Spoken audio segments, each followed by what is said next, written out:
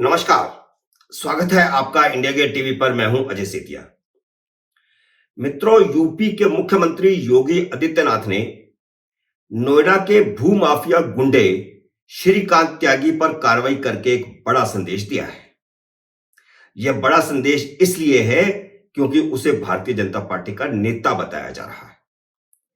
Grand Omaxe society में अवैध निर्माण को प्रशासन ने बुलडोजर से ढा दिया है, लेकिन इस घटना ने कई बड़े सवाल खड़े किए हैं। पहला यह कि यूपी का प्रशासन शिकायत होने पर भी कार्रवाई क्यों नहीं करता। ओमेक्स सोसाइटी के भीतर कब्जे के खिलाफ 2019 में शिकायत दर्ज की गई थी। यह नोएडा विकास प्राधिकरण के रिकॉर्ड में है। 14 सितंबर 2019 को उसे प्राधिकरण ने नोटिस भी जारी किया था। इसके बाद 16 दिसंबर 2019 को अंतिम फाइनल नोटिस जारी किया गया था, जिसमें 7 दिन के भीतर फ्लैट को ठीक करने के लिए कहा गया था। लेकिन उसके बाद 2.5 साल तक नोएडा प्रशासन ने कोई कार्रवाई नहीं की।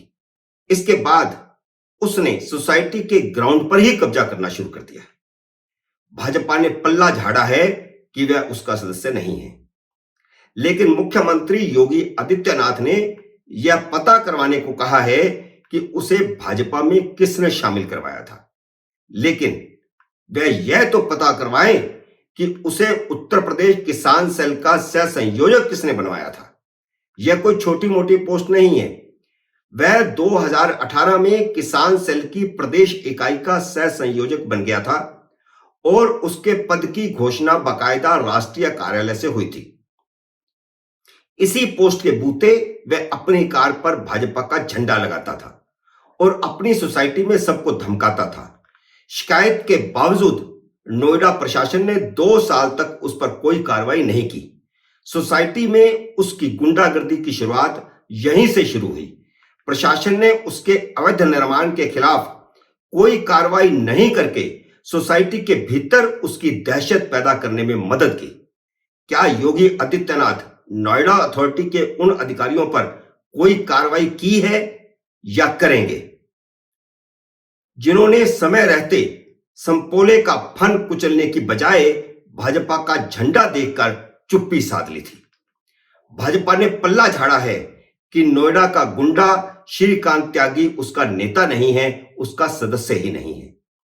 तो सवाल खड़ा होता है कि नोएडा पुलिस ने उसे सुरक्षा क्यों दी हुई थी।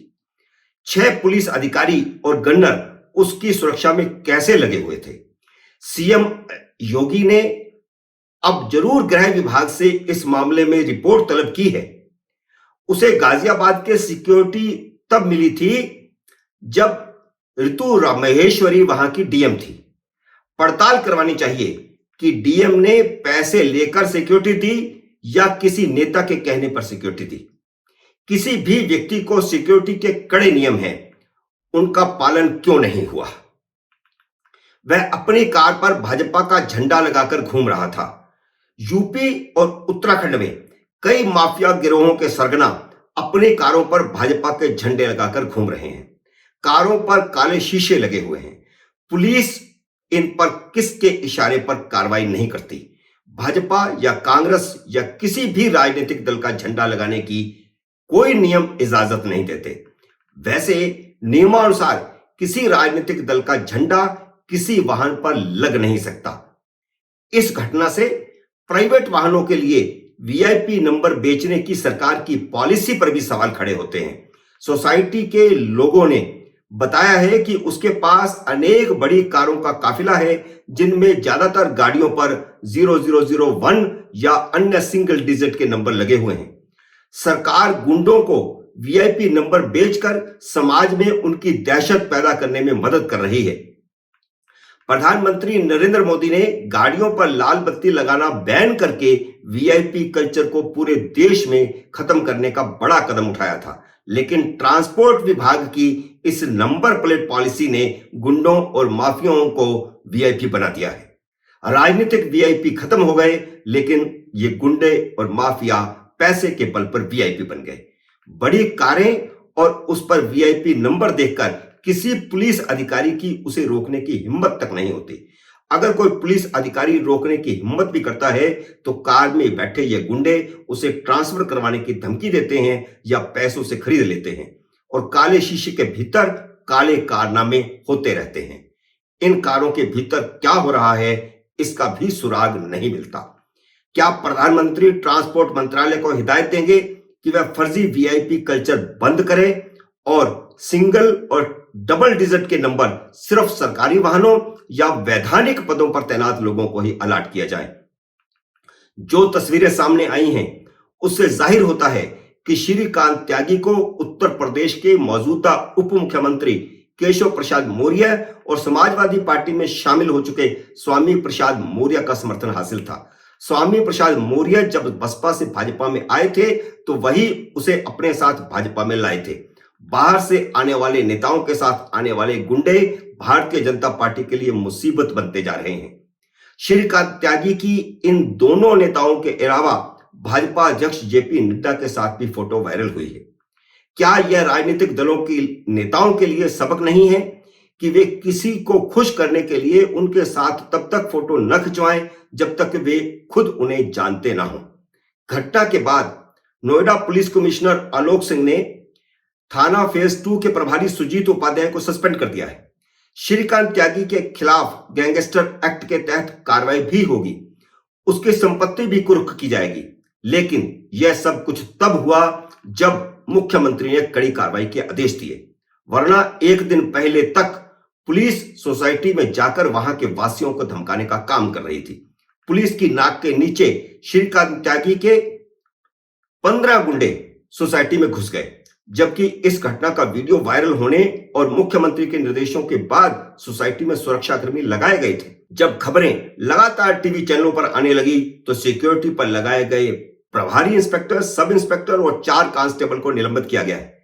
यह तो पुलिस का हाल है कि घटना के बाद भी वह लापरवाही करती है। अब उस महिला को भी 2 पीएसओ दिए गए हैं जिसके साथ श्रीकांत त्यागी ने गुंडागर्दी की थी और जिसे मारने के लिए 15 गुंडे सोसाइटी में घुसे थे। यह बात और हैरान करने वाली है कि श्रीकांत त्यागी के गिरफ्तार किए गए गुंडों का पुलिस रिमांड देने की बजाय मजिस्ट्रेट ने उन्हें 14 दिन की न्यायिक हिरासत में भेजा है, जबकि पुलिस ने 3 दिन का रिमांड मांगा था। अदालत की यह कार्रवाई अभी भी पैसे की पहुंच और मिली भगत का संकेत देती है। मित्रों, उम्मीद है मेरा यह वीडियो आपको पसंद आया होगा। इसे लाइक करिए, शेयर कीजिए और मेरे YouTube चैनल को अभी तक अगर आपने सब्सक्राइब नहीं किया है तो सब्सक्राइब कीजिए, घंटे का बटन भी दबाइए ताकि जैसे ही मेरा नया वीडियो आए आपको सूचना आए। मेरे नए वीडियो का करिए इंतजार। तब तक नमस्कार। अगर पाएगी तो चले यहाँ से। आप तो बिल्कुल मत लगाना।